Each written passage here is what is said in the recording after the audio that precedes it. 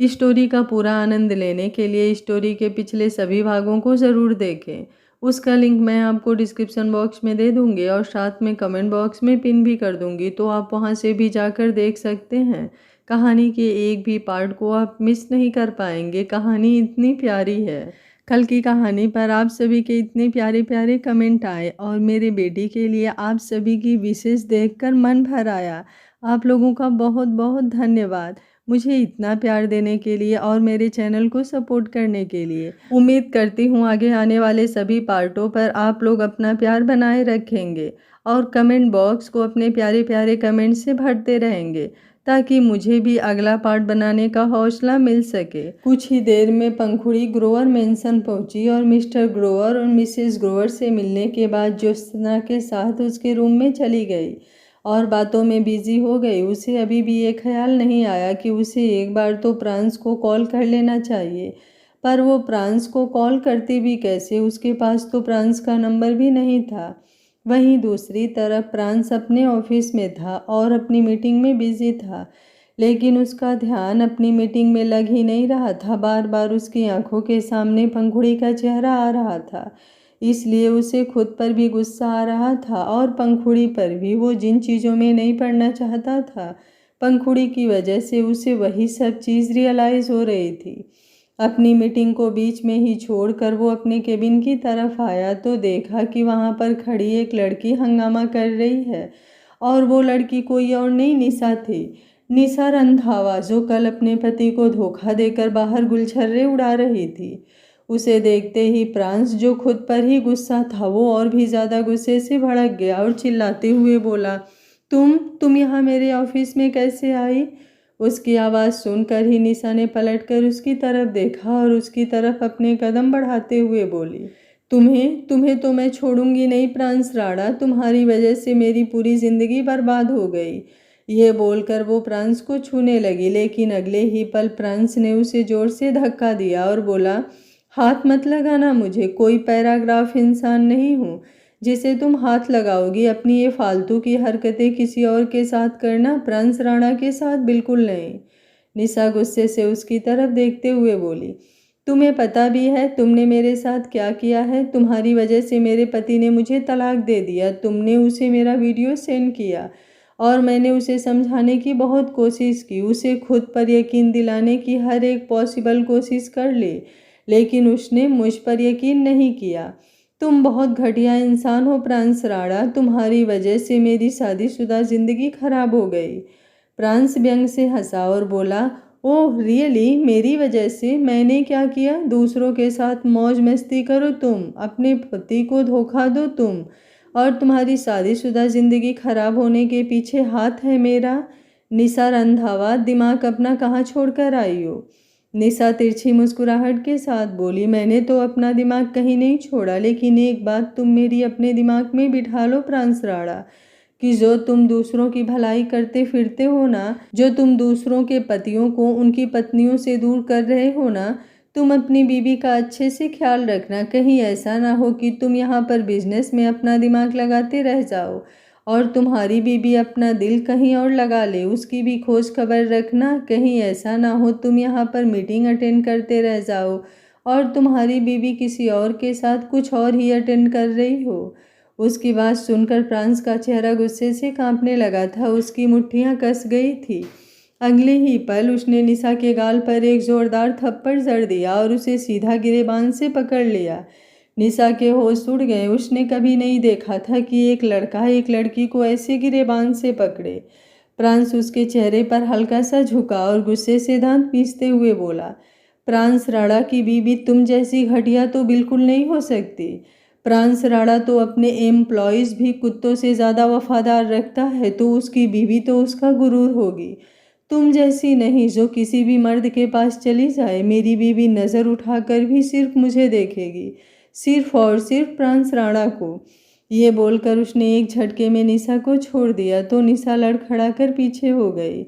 अगले ही पल प्रांस थोड़ा गुस्से से बोला, जब तुम सब लोगों को पता है कि मुझे अपने ऑफिस में कचरा पसंद नहीं, तो अब तक ये सफाई क्यों नहीं की गई? उठाकर बाहर फेंको इस कचरे को। ये बोलकर वो तुरंत अपने केबिन में चला गया और उसके जाते ही उसके गार्ड्स निशा की तरफ आए और उसे लगभग से घसीटते हुए बाहर की तरफ ले गए। लेकिन अब प्रांस के कानों में निशा की कही हुई बातें गूंज रही थी। उसने तुरंत बिना कुछ सोचे समझे सीधा पंखुड़ी के नंबर पर कॉल लगा दिया, लेकिन अगले ही पल उसका गुस्सा और भी ज़्यादा बढ़ गया जब पंखुड़ी का नंबर स्विच ऑफ आया। आज उसने पहली बार पंखुड़ी को कॉल किया था और पहली बार ही उसका नंबर स्विच ऑफ आ रहा था। गुस्से में तमतमाते हुए अब उसने सृष्टि को फ़ोन किया, लेकिन उसके फ़ोन पर नहीं बल्कि घर के लैंडलाइन नंबर पर। वहीं राड़ा मेंशन जैसे ही घर का लैंडलाइन फ़ोन बजा, रागिनी जो वहीं पर साइड में खड़ी थी उसने मुस्कुराते हुए फ़ोन के पास आकर फ़ोन रिसीव किया। अगले ही पल प्रांस की आवाज़ आई तो उसका चेहरा जो अब तक हंसते मुस्कुराता हुआ था वो एकदम से एक्सप्रेशन लेस हो गया। सामने से प्रांस बोला, हेलो। रागिनी तुरंत बोली, हेलो प्रांस, तुम बोल रहे हो क्या?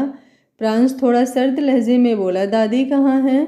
रागिनी अब हल्का सा मुस्कुराई, ये सोचकर कि वो बिल्कुल नॉर्मल है और नॉर्मल बातें कर रहा है। वो जल्दी से बोली, तुम्हारी दादी रेस्ट कर रही हैं, अभी कुछ देर पहले ही उन्होंने लंच किया है। प्रांस अब एक बार फिर से बोला, आश्रय कहाँ है? रागिनी अब थोड़ा हैरान हुई। वो ऊपर आश्रय के रूम की तरफ देखते हुए बोली, वो अपने रूम में है, शायद अभी कुछ देर पहले बाहर से आया है, किसी फ्रेंड से मिलने गया था। उसकी बात पूरी होती उससे पहले ही प्रांस से एक बार फिर से बोला, परीक्षा कहाँ है? रागिनी ने अब अपना चेहरा घुमाकर परीक्षा के रूम की तरफ देखा और कुछ सोचते हुए बोली, उसका नहीं पता, ब्रेकफास्ट पर देखा था लेकिन उसके बाद ध्यान नहीं दिया। प्रांस अब एक बार फिर से बोला, और मॉम कहाँ हैं? रागिनी अब थोड़ा मुस्कुराते हुए बोली, वो तो ये रही मेरे सामने ही है। ये बोलते हुए उसने जैसे ही अपने हाथों में पकड़ा हुआ फ़ोन सृष्टि को दिया। सृष्टि का चेहरा एकदम से फीका पड़ गया। वो जानती थी कि प्रांस पूछना क्या चाहता है। उसने जल्दी से अपने हाथों में पकड़ा हुआ फ़ोन वापस रागिनी की तरफ उछाल दिया और अपना चेहरा नामे हिलाने लगी। रागिनी ने इशारों से पूछा, क्या हुआ? सृष्टि ने गुस्से से उसे घूर कर देखा। रागिनी ने जल्दी से फ़ोन के माइक पर अपना हाथ रखा और बोली, अरे तुम्हारे बारे में पूछ रहा है वो, तुम्हारी याद आ रही होगी, सबके बारे में पूछ रहा है। सब तो यहाँ पर नहीं है, लेकिन तुम तो यहाँ पर हो ना, कम से कम तुम तो। उसकी बात पूरी होती उससे पहले ही सृष्टि ने उसके माथे पर अपना हाथ मारा और बोली, पता नहीं किस घड़ी में मैंने तुम्हें अपनी दोस्त बनाया, तुम्हें इतना भी समझ में नहीं आता वो इन सब के बारे में क्यों पूछ रहा है? उसे क्या कोई दौरे पड़े हैं जो एक एक करके सबके बारे में पूछेगा? तुम्हें समझ में नहीं आ रहा वो पूछना किसके बारे में चाहता है? सृष्टि की बात सुनकर रागिनी ने मुंह बनाया। अगले ही पल उसे समझ में आया कि आखिर असल में प्रांस पूछना क्या चाहता है। वो जल्दी से बोली, तो फिर मैं क्या करूं? तुम्ही ने उसको मायके भेजा है, अब तुम ही अपने बेटे से बात करो। ये बोलकर उसने वापस फ़ोन सृष्टि की तरफ उछाल दिया। सृष्टि ने उस फ़ोन को अपने हाथ में लिया और बोली, ऐसे मत कर, देख मैं इसके बाप से नहीं डरती लेकिन इससे बहुत डरती हूँ। ये अपने बाप का भी बाप है, इससे तू ही बात करना और बोल कि इसकी माँ की तबीयत खराब है, उसने बोला है कि वो 4-5 घंटे इससे बात किए बिना रहेगी तो ठीक हो जाएगी। ये बोलकर उसने तुरंत वहाँ से जाना चाहा।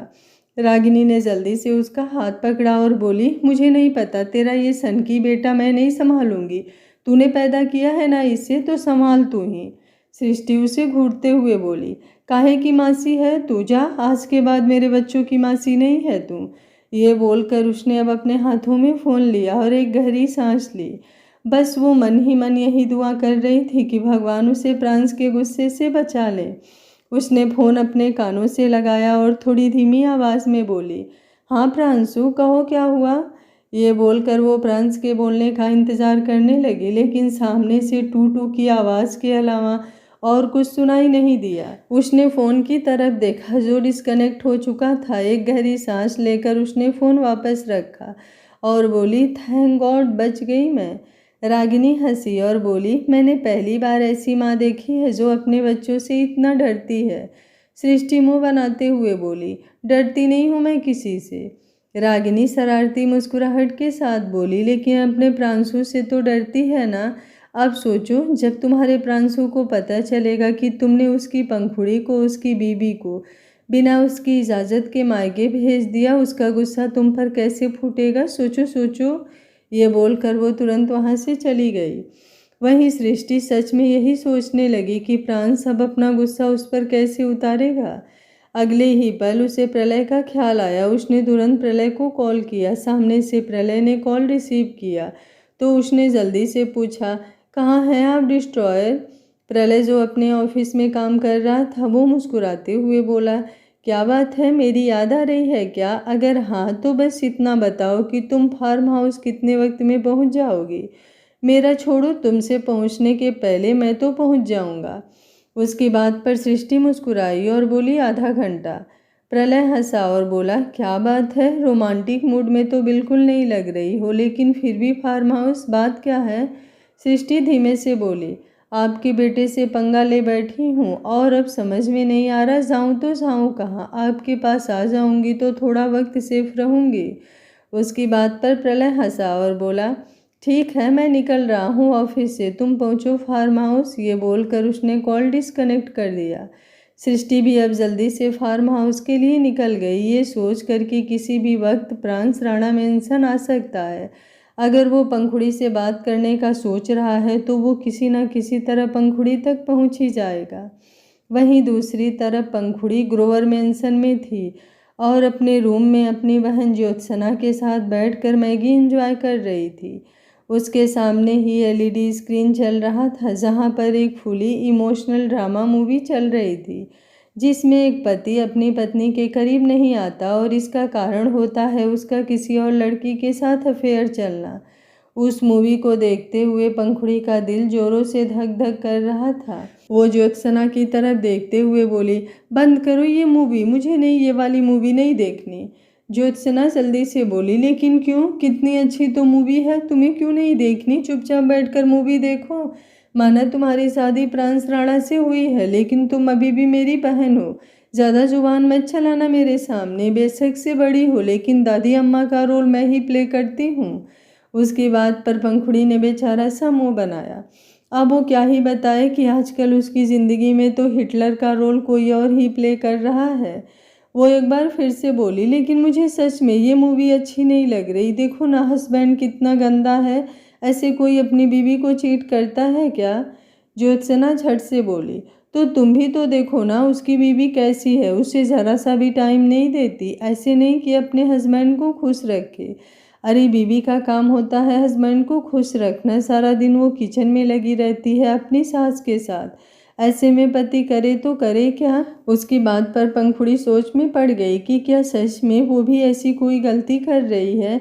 क्या उसे भी प्रांस को टाइम देना चाहिए, पर उसे खुश करे तो करे कैसे?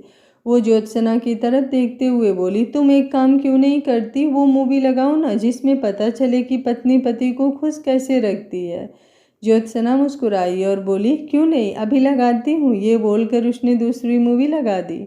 जैसे ही वो मूवी स्टार्ट हुई पंखुड़ी ने जल्दी से अपनी आंखों पर अपना हाथ रखा और बोली, छी छी, बंद करो इसे, मुझे नहीं देखनी, कितनी गंदी मूवी है, किसी काम की नहीं हो तुम। ये बोलकर उसने तुरंत मैगी से भरा हुआ बाउल नीचे बेड पर रखा और वहाँ से भाग गई। ज्योत्सना ने सामने एलईडी स्क्रीन की तरफ देखा। उसने तो नॉर्मल मूवी चलाई थी लेकिन पंखुड़ी ने रिएक्ट ऐसे किया जैसे उसने कोई 18+ एडल्ट मूवी चला दी हो। सामने जो सीन चल रहा था उसमें बीवी अच्छे से रेडी होकर नाइटी पहनकर बेड की तरफ आ रही थी। नाइटी तक तो सही था लेकिन जब उसने अपनी नाइटी की स्ट्रिप नीचे उतारी और अदाओं के साथ अपने पति को देखने लगी तो पंखुड़ी को कुछ कुछ होने लगा। वो आगे का सीन देख ही नहीं पाई। वो बाहर आई तो मिसेज ग्रोवर उसकी तरफ देखते हुए बोली, क्या हुआ, मुझे तो लगा कि तुम्हें 2-3 घंटे लगेंगे मूवी देखने में, तुम तो इतनी जल्दी फ्री हो गई। पंखुड़ी आगे की तरफ आई, उसकी नज़रें सामने दरवाजे पर गई। अब तक तो 7 बज चुके थे, प्रांस को उसे लेने के लिए आ जाना चाहिए था। उसके दिल में अब हलचल सी मचने लगी। वो हल्का सा मुस्कुरा कर बोली, मेरा मन नहीं कर रहा है मूवी देखने का मॉम। अच्छा, मैं वो पूछ रही थी कि आपने मेरा फ़ोन चार्जिंग में लगाया क्या? पंखुड़ी की बात सुनकर मिसेस ग्रोवर ने अपने सिर पर अपना हाथ रखा और बोली, ओ गॉड, मैं तो तुम्हारा फ़ोन चार्ज करना भूल ही गई। तुम बस 2 मिनट दो, मैं अभी लगा कर आती हूँ। ये बोलकर वो वहाँ से जाने लगी। पंखुड़ी झट से बोली, क्या किया आपने मॉम? आपने मेरा फ़ोन चार्जिंग में नहीं लगाया, अब मुझे खुद लगाने दीजिए। ये बोलकर वो जल्दी से सामने टेबल की तरफ आई जहाँ उसका फ़ोन और चार्जर दोनों रखे थे। उसने अपने फ़ोन को देखा जो बंद था। वो हड़बड़ाकर खुद से बोली, अगर उन्होंने मुझे फ़ोन किया होगा तो मेरा नंबर बंद आया होगा तो वो तो गुस्सा हो जाएंगे। वैसे भी वो सारा दिन गुस्से में ही जलते रहते हैं। अगर मेरा फ़ोन बंद आया होगा, पर नहीं, उन्होंने तो कभी मुझे फ़ोन किया ही नहीं, तो आज भी क्यों ही करेंगे। पर अगर मेरे पास मॉम का फ़ोन आया होगा तो उन्होंने मुझे बताने के लिए फ़ोन किया होगा कि वो मुझे लेने आ रहे हैं। तो ये बोलते हुए उसके चेहरे पर परेशानी साफ झलक रही थी। अब उसने वापस अपनी मॉम की तरफ देखा और झट से बोली, मॉम, आपको सासू माँ का फ़ोन आया था क्या? मिसेस ग्रोवर ने अपना सरनामे हिलाया और बोली, नहीं, अभी तो नहीं। पंखुड़ी अपनी उंगलियां आपस में उलझाने लगी। अब उसे और भी ज़्यादा टेंशन होने लगी थी। ये सोच सोच कर कि कहीं प्रांश उससे गुस्सा तो नहीं हो गया। गुस्सा तो वो वैसे भी हमेशा रहता है, लेकिन कहीं अब अल्ट्रा प्रो मैक्स गुस्सा तो नहीं हो गया। अब उसकी नज़रें दरवाजे पर और भी ज़्यादा टिक गई थी। वहीं दूसरी तरफ प्रांस की गाड़ी राणा मैंसन में आकर पार्क हुई और वो सीधा घर के अंदर आते हुए अपने रूम में गया। रूम में आते ही उसकी नज़रें पंखुड़ी को ढूंढ रही थी, लेकिन वो उसे आवाज़ नहीं लगा रहा था। आवाज़ लगाता भी कैसे? अगर आवाज़ लगा देता तो पंखुड़ी को पता चल जाता कि हाँ, उसकी नज़रों को पंखुड़ी की तलाश है। जब इधर उधर चेक करने के बाद उसे यकीन हुआ कि पंखुड़ी रूम में नहीं है, तो वो सीढ़ियाँ उतरते हुए नीचे की तरफ आया। पर नीचे आकर भी मजाल है अगर उसने एक बार भी पंखुड़ी का नाम लिया हो। आते ही उसने सर्वेंट से एक एक कर सबके बारे में पूछा और सबके बारे में पूछने के बाद भी पंखुड़ी का नाम नहीं लिया, लेकिन वो सर्वेंट खुद से ही बोली, पंखुड़ी मैडम तो सुबह सुबह ही अपने मायके चली गई थी। पंखुड़ी के मायके जाने की बात सुनकर ही प्रांस की आंखें बड़ी हो गई थी। वो गुस्से से बोला, क्या पंखुड़ी मायके गई है? लेकिन किसने भेजा उसे? वो सर्वेंट अपना सर झुकाकर बोली, मालिक मालिक वो। इसके आगे और कुछ कहती प्रांस ने अपनी पॉकेट से अपना फ़ोन निकाला और सृष्टि को फ़ोन किया। सृष्टि जो इस वक्त प्रलय के साथ बिजी थी। जैसे ही उसका फ़ोन बजा, प्रलय मुस्कुराते हुए बोला, लो आ गई तबाही। ये बोलकर उसने अपनी आंखें कसकर बंद कर ली थी। सृष्टि ने गुस्से से उसकी तरफ देखा और उसे खुद से दूर हटाते हुए बोली, मुझे गुस्सा आ रहा है आप पर। क्यों मैंने आपसे शादी की? ना मैं आपसे शादी करती, ना ही ऐसी जिद्दी औलाद पैदा होती। ये बोलते हुए उसने अपने फ़ोन की तरफ देख रही थी। प्रलय उसकी तरफ देखते हुए मुस्कुराते हुए बोला, कब तक भागोगी अपने बेटे से ही? भागती हुई माँ मैंने पहली बार देखी है। सृष्टि गुस्से से मुंह बनाते हुए बोली, ऐसा बेटा पहली बार नहीं देखा क्या? उसकी बात पर प्रलय सिर्फ मुस्कुराता रहा और उसकी मुस्कुराहट सृष्टि को और भी ज़्यादा परेशान कर रही थी। उसने अपने फ़ोन की तरफ देखा और फ़ोन उठाने लगी, लेकिन तब तक वो फ़ोन उठाती तब तक फ़ोन बजकर बंद हो चुका था और अब उस पर एक मैसेज फ्लैश हुआ।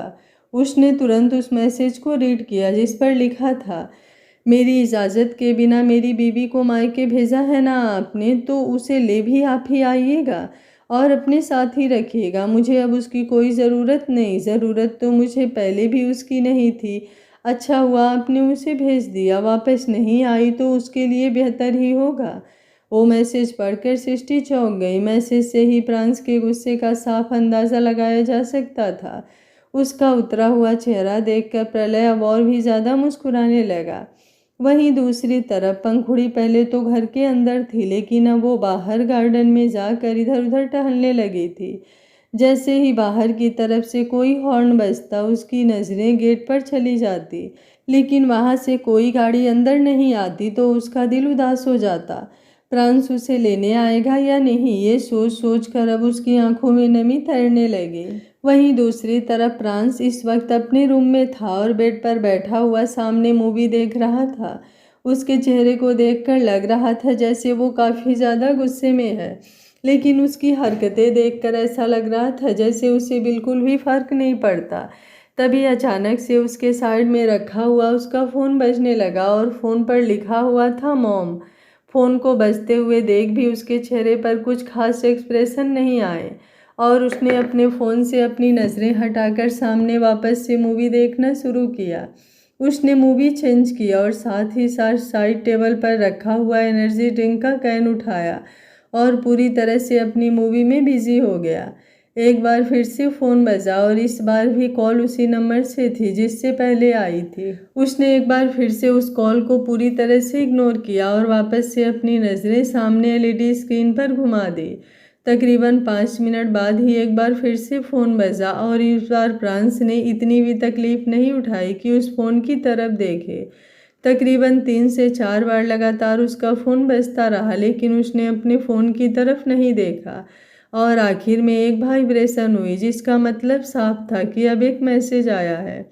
उसने अपने फ़ोन की तरफ देखा तो मैसेज उस नंबर से नहीं था जिस पर से उससे पहले कॉल आई थी, बल्कि उस नंबर से था जो उसके फ़ोन में सेव भी नहीं था और अभी अभी तो 3-4 कॉल आई हुई थी जो प्रांस ने देखी तक नहीं थी। वो नंबर किसी और का नहीं बल्कि पंखुड़ी का था।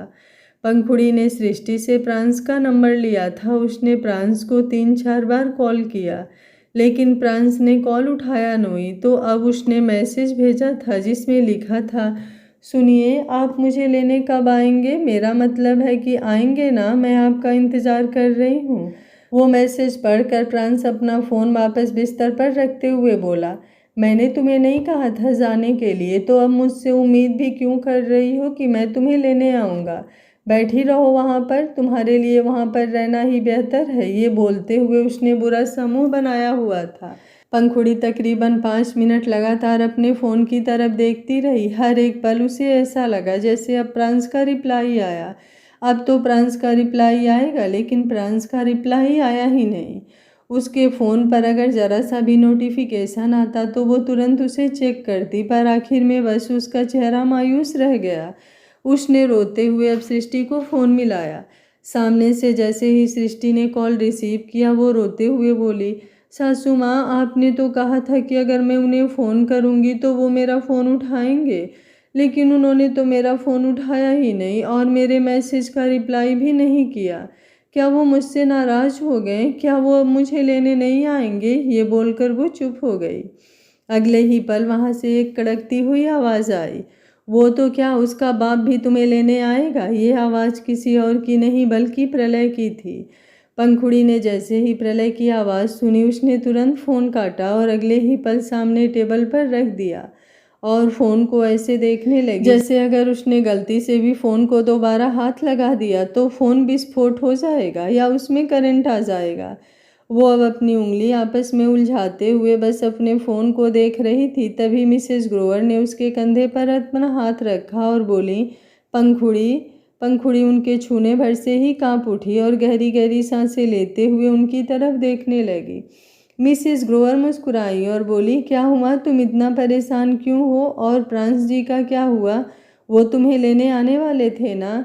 पंखुड़ी अपनी मॉम को ज़रा सी भी इस बात की भनक नहीं लगने देना चाहती थी कि उसकी और प्रांस की बहुत कम बनती है और प्रांस उस पर सारा दिन गुस्सा करते रहता है।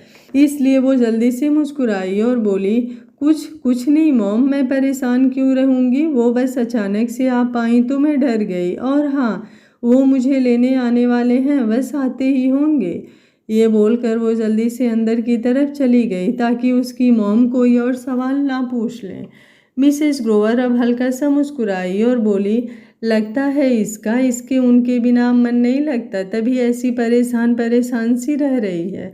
मैं कहूँगी सृष्टि जी से कि अब जब भी इसे मायके भेजे तो इसके पति के साथ ही भेजे ताकि इसका मन तो लगे कम से कम। ये बोलकर वो एक बार फिर से हंसने लगी। वहीं दूसरी तरफ प्रांस, जो अब तक अपनी मूवी एंजॉय कर रहा था, अब एक बार फिर से उसका फ़ोन बजा और इस बार फ़ोन बजने के साथ साथ जो नाम फ़ोन पर लिखा हुआ था वो सुनाई भी दिया, मिस्टर प्रलय राणा इज़ कॉलिंग यू। इस आवाज़ को सुनते ही प्रांस ने तिरछी नज़रों से अपने फ़ोन की तरफ देखा और अगले ही पल कॉल रिसीव कर अपने कान से लगाया। सामने से आवाज़ आई, चुपचाप पंखुड़ी को लेने जाओ वरना तुम्हारी मॉम घर नहीं आएंगे। प्रांस सामने से बिना किसी एक्सप्रेशन के बोला, इट्स बेटर, अगर वो आपके साथ रहें। घर पर रहकर उनका दिमाग कुछ ज़्यादा ही चलने लगा है। मैं तो कहता हूँ आप उन्हें एक वेकेशन पर ले जाइए, अगर आप कहें तो प्राइवेट जेट में रेडी करवा दूँ। प्रलय गुस्से से बोला, मैं तुम्हारी मॉम को डिवोर्स दे दूंगा। जैसे ही उसने ये कहा उसके सामने बैठी सृष्टि ने घूर कर उसकी तरफ देखा। उसका बस नहीं चल रहा था, वरना अब तक वो अपने पंजों से प्रलय को नोच चुकी होती। ये क्या बात हुई कि बेटे का घर बसाने के चक्कर में वो अपना बसा बसाया घर ही उजाड़ दे।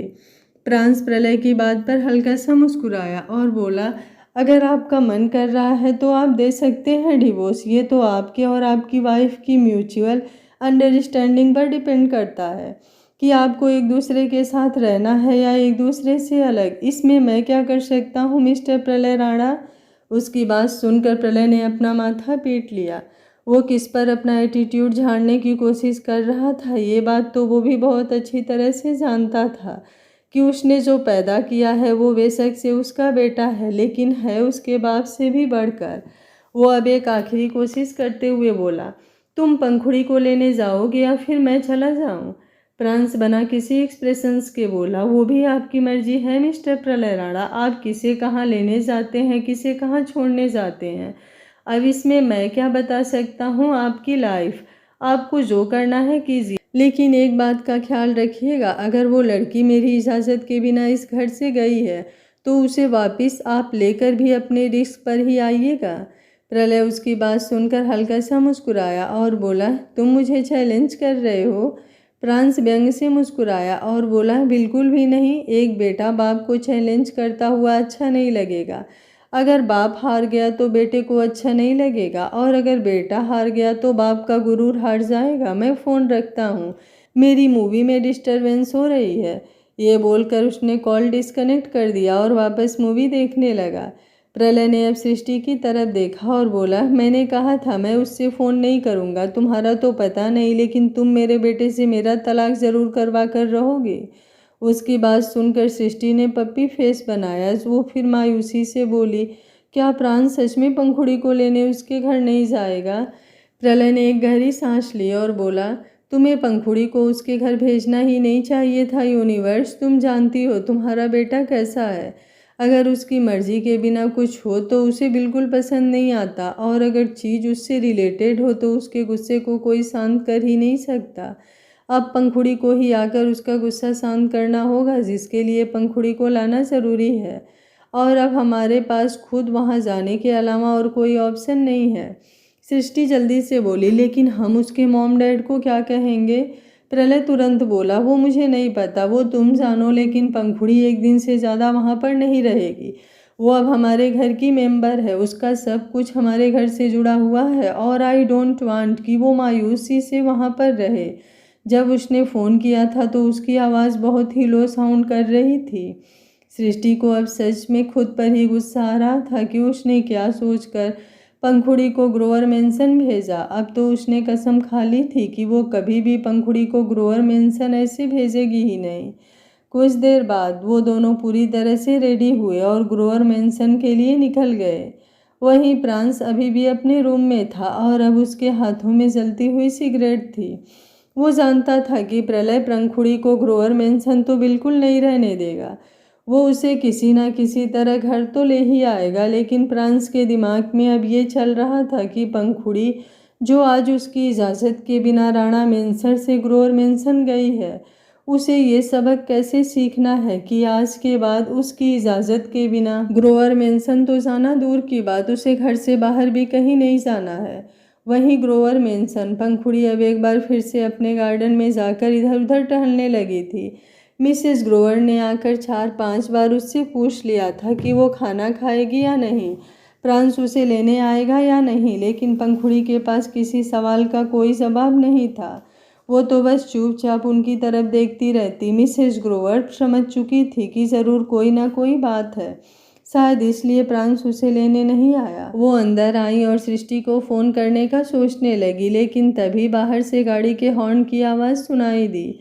वो बाहर घूम रही पंखुड़ी का चेहरा एकदम से खिल गया। वो जल्दी से भागते हुए आगे की तरफ आई और बढ़ती हुई धड़कनों के साथ उस गाड़ी की तरफ देखने लगी जो अभी अभी ग्रोवर मेंशन में एंटर हुई थी। लेकिन उस गाड़ी से प्रलय और सृष्टि को उतरते हुए देख वो हैरान हुई।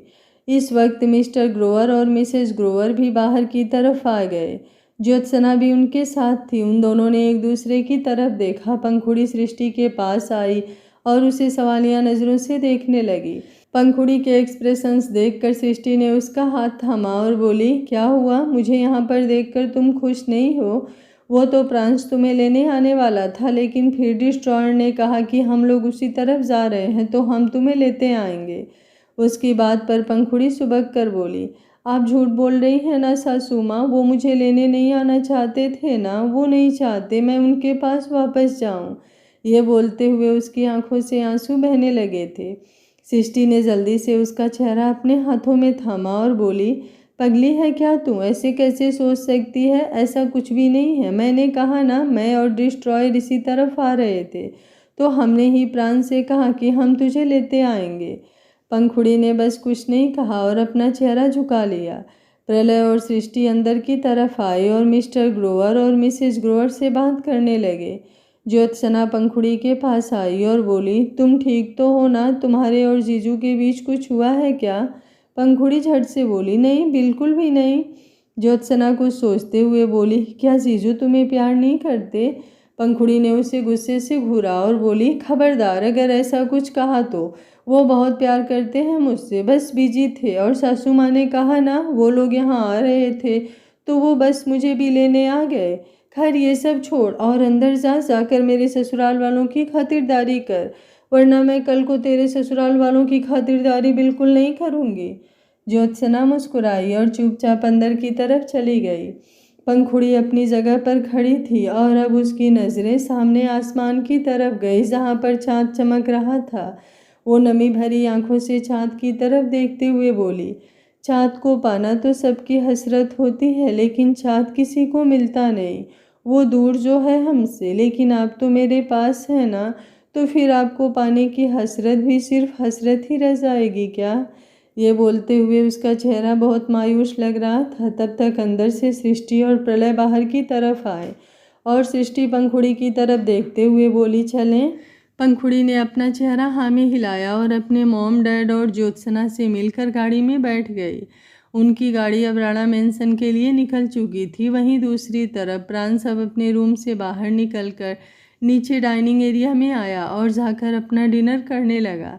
इस वक्त डाइनिंग एरिया में कोई भी नहीं था क्योंकि सब लोग डिनर करके जा चुके थे। तभी उसे दरवाजे की तरफ से कदमों की आहट सुनाई दी, लेकिन एटीट्यूड कम ना हो जाए इस चक्कर में उसने दरवाजे की तरफ देखा तक नहीं। और पंखुड़ी, जिसकी अंदर आते ही नजरें प्रांश पर गई थी, वो बस उसकी तरफ देखती रह गई। प्रलय और सृष्टि दोनों ने एक दूसरे की तरफ देखा। प्रलय ने झट से सृष्टि को रूम में चलने का इशारा किया तो सृष्टि किसी रॉकेट की तरह सीधा अपने रूम में गई और प्रलय भी उसके पीछे पीछे। पंखुड़ी कुछ पल यूं ही प्रांश को देखती रही और फिर उसके सामने आकर खड़ी हो गई। वो उसकी तरफ देखते हुए बोली, सुनिए, आपको कुछ चाहिए क्या? ये बोलते हुए उसकी नज़रें प्रांश की प्लेट पर थी जहाँ पर सब कुछ था लेकिन पानी नहीं था। तो उसने खुद से ही प्रांश को पानी देना चाहा, लेकिन वो प्रांश को पानी का गिलास भर कर देती। उससे पहले ही प्रांश ने वहीं साइड में रखी हुई बोतल उठाई और उसका ढक्कन खोलकर पानी पीने लगा। पंखुड़ी के हाथों में पकड़ा हुआ गिलास बस उसके हाथ में ही रह गया। वो प्रांश की तरफ देखते हुए बोली, आपने अपनी प्लेट में मीठा नहीं रखा हुआ, मैं आपको हलवा सर्व कर दूं क्या? ये बोलते हुए उसकी नज़रें सामने रखे हुए हलवे के बाउल पर थी। प्रांश ने उसकी बात का कोई जवाब नहीं दिया और अपनी प्लेट साइड में रखकर वहां से उठा और बाहर की तरफ चला गया। प्रांश खाना खाने के बाद थोड़ी देर वॉक किया करता था, इसलिए पंखुड़ी जानती थी कि वो बाहर गार्डन में वॉक करने ही गया होगा। प्रांश के खाने की प्लेट देखते हुए पंखुड़ी को भूख लगने लगी। प्रांश के चक्कर में आज उसने खाना भी नहीं खाया था। खाना खाने का मन तो उसका भी नहीं था, लेकिन उसके पेट में चूहे दौड़ रहे थे जो अब उसे बर्दाश्त नहीं हो रहे थे। इसलिए वो चेयर पर बैठी और उसने प्रांश की प्लेट अपने सामने कर ली। प्रांश ने बस थोड़ा सा खाया था, बाकी सारा उसकी प्लेट में बिल्कुल वैसा का वैसा ही रखा हुआ था। पंखुड़ी उन लड़कियों में से थी जिनके लिए उनके पति भगवान होते हैं और पति का जूठा खाने से प्यार बढ़ता है, ये बात उनके दिमाग में कील ठोक कर फिट की जाती थी। उसने प्रांस की प्लेट का सारा खाना खत्म किया और फिर अपने जूठे बर्तन किचन में लेकर गई और उन्हें साफ करके अच्छे से रैक में लगा दिया। उसने डाइनिंग टेबल पर रखा हुआ बाकी सारा खाना भी फ्रिज में रख दिया था। इस वक्त वहाँ पर कोई सर्वेंट नहीं था, तो ये सारा काम पंखुड़ी को ही करना पड़ा। वैसे भी उसे घर का काम करना अच्छा लगता है। अब वो बाहर गार्डन की तरफ आई और बाहर आते ही उसकी नज़र प्रांस पर गई, जो बाहर गार्डन में इधर उधर टहलते हुए सिगरेट पी रहा था। पंखुड़ी बिल्कुल उसके पास आई और उसके कदम से कदम मिलाकर चलने लगी। प्रांस को पता था कि वो उसके पास आकर वाक करने लगी है, लेकिन उसने नज़रें घुमाकर उसकी तरफ देखा भी नहीं। वो यूं ही सिगरेट पीते हुए इधर उधर टहलता रहा और फिर सिगरेट साइड में फेंक कर एक गहरी सांस लेते हुए उसने धुआं ऊपर की तरफ छोड़ा और फिर अपनी पॉकेट में हाथ डालते हुए वापस घर के अंदर चला गया। उसे जाते देख पंखुड़ी का चेहरा मायूस था। वो कब से बस सिर्फ इतना चाहती थी कि प्रांस एक नज़र उसे देख ले, लेकिन वो उसे देख तक नहीं रहा था। अब उसके दिमाग में ज्योत्सना की कही हुई बातें गूंजने लगी। क्या जीजू तुमसे प्यार नहीं करते? वो मुंह बनाते हुए खुद से ही बोली।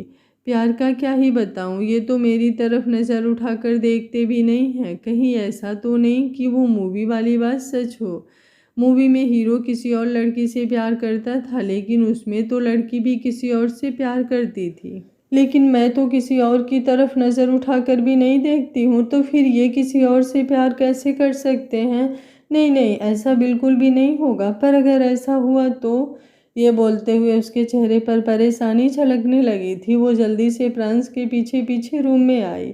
रूम में आते ही उसकी नज़र प्रांस पर गई, जो वॉशरूम से बाहर आ रहा था और अब वो बाहर आकर बिस्तर पर लेट गया था। पंखुड़ी ने एक नज़र प्रांस की तरफ देखकर क्लोजेट की तरफ अपने कदम बढ़ाए और उसमें से अपने लिए नाइटी निकाल ली। अब उसकी आंखों के सामने वो सीन चल रहा था जब वो हीरोइन नाइटी पहनकर अपने हीरो के सामने आई और उसे अदाएं दिखाते हुए रिझाने लगी। अगले ही पल पंखुड़ी ने अपना सर झटकाया और जल्दी से उस नाइटी को क्लोजेट में वापस फेंक दिया। उसने पलटकर प्रांस की तरफ देखा, जिसका चेहरा गुस्से से भरा हुआ था। वो खुद से बोली, कहीं ऐसा ना हो मैं ही नाइटी पहनकर उनके सामने जाऊं और नाइटी के साथ साथ वो मेरा चीर फाड़ भी कर दें। वैसे भी वो मुझसे नाराज़ है, मैं ऐसा रिस्क बिल्कुल नहीं ले सकती। ये बोलकर अब उसने अपने लिए एक शर्ट और लोअर वाला नाइट सूट उठाया, जो आज सुबह ही सृष्टि ने उसे दिए थे। नाइट सूट लेकर वो वॉशरूम में गई और कुछ देर बाद वॉशरूम से बाहर आकर बेड की तरफ आने लगी। लेकिन जैसे ही उसने बेड पर अपना हाथ रखा, प्रांस गुस्से से बोला, खबरदार, अगर मेरे बेड पर सोने की कोशिश भी की तो चुपचाप अपने सोफे पर जाओ और सो जाओ, वरना सीधा उठाकर रूम से बाहर फेंक दूंगा। उसकी धमकी सुनकर पंखुड़ी एकदम हैरान रह गई। वो जल्दी से बोली, सुनिए, आप मुझसे नाराज़ क्यों हो रहे हैं? मैं सच बता रही हूँ, मैं खुद से नहीं गई थी अपने मायके। मुझे सासू माँ ने कहा था जाने के लिए। प्रांस गुस्से से बोला, बकवास मत करो मेरे सामने, तुमसे बात नहीं कर रहा हूँ मैं, तो मेरे साथ बात करने के बहाने ढूंढो भी मत। मुझे कोई फ़र्क नहीं पड़ता, तुम बेशक से कहीं भी जाओ, जहन्नुम में भी जाओगी तो भी मुझे फ़र्क नहीं पड़ेगा, लेकिन बस मेरे बिस्तर पर मत जाना। जाओ, अब जाकर सोफे पर लेट जाओ, वरना अब तो सोफे पर सोने की इजाज़त दे रहा हूँ, आइंदा वो भी नहीं मिलेगी।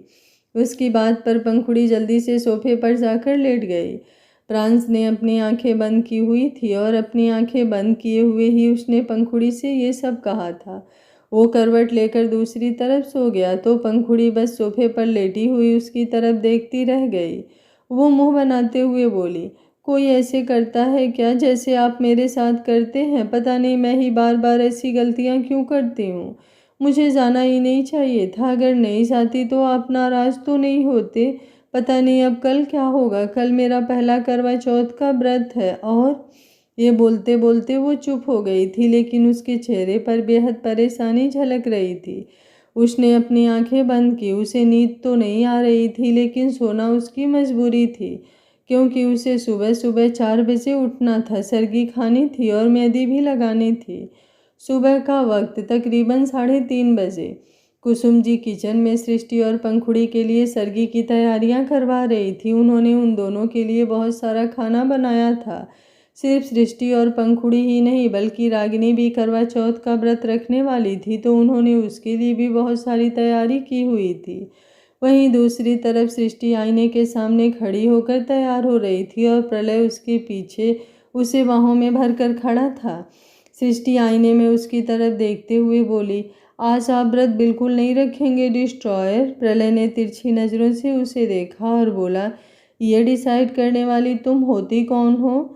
सृष्टि जल्दी से उसकी तरफ घूम गई और बोली, आपको पता है ना, मुझे तो घर पर फ्री रहना होता है, तो मुझे इन सब चीज़ों से कोई फ़र्क नहीं पड़ता। लेकिन आपको तो काम करना होता है, 100 तरह लोगों से मिलना होता है। ऐसे में आपको ये व्रत नहीं रखना चाहिए, आप थक जाएंगे डिस्ट्रॉयर। ये बोलते हुए उसने अपनी बाहें प्रलय की गर्दन पर लपेट दिया। प्रलय ने उसे कमर से कसकर पकड़ा और बोला, लेकिन अगर मैं व्रत नहीं रखूंगा तो तुम्हारे व्रत से मेरी तो उम्र बढ़ जाएगी, पर मेरे व्रत से तुम्हारी उम्र नहीं बढ़ेगी ना। मैं अकेला इस दुनिया में क्या करूँगा? तुम मेरे साथ मेरी पार्टनर बनकर जब तक रहो, जब तक मैं इस दुनिया में जिंदा हूँ। तो मुझे भी तो तुम्हारे लिए व्रत रखना होगा ना। सृष्टि ने उसे घूर कर देखा। बातें बनाने में तो प्रलय उससे बहुत आगे था। वो मुस्कुराते हुए बोली, अब मैं आपको क्या ही कहूँ। खैर, जब व्रत रख ही रहे हैं तो चलिए साथ में सरगी करते हैं। आज तो मैं वैसे भी बहुत ज़्यादा एक्साइटेड हूँ, क्योंकि आज आपकी और मेरी बहू रानी का पहला व्रत है। हाय, मेरा प्रांशु भी आज किसी का व्रत तोड़ेगा। ये बोलते हुए वो काफ़ी ज़्यादा एक्साइटेड लग रही थी, लेकिन अगले ही पल प्रलय ने उसकी एक्साइटमेंट किसी कांच की तरह तोड़ दी जब उसने तिरछी मुस्कुराहट के साथ कहा, तुम्हें सच में लगता है वो पंखुड़ी का व्रत तोड़ेगा? सृष्टि ने मुंह बनाते हुए उसकी तरफ देखा। प्रलय को बिना अपने साथ लिए ही वो अपने रूम से बाहर निकल गई थी। कमेंट में आप लोगों का भर भर का प्यार देखकर दिल खुश हो गया है। आज का पार्ट आप लोगों को कैसा लगा? कमेंट बॉक्स में आप लोग अपनी राय ज़रूर दीजिएगा। कहानी पसंद आ रही है तो वीडियो को लाइक, शेयर एंड चैनल को सब्सक्राइब कर लीजिएगा। Thank you for watching. मिलते हैं कहानी के अगले भाग में।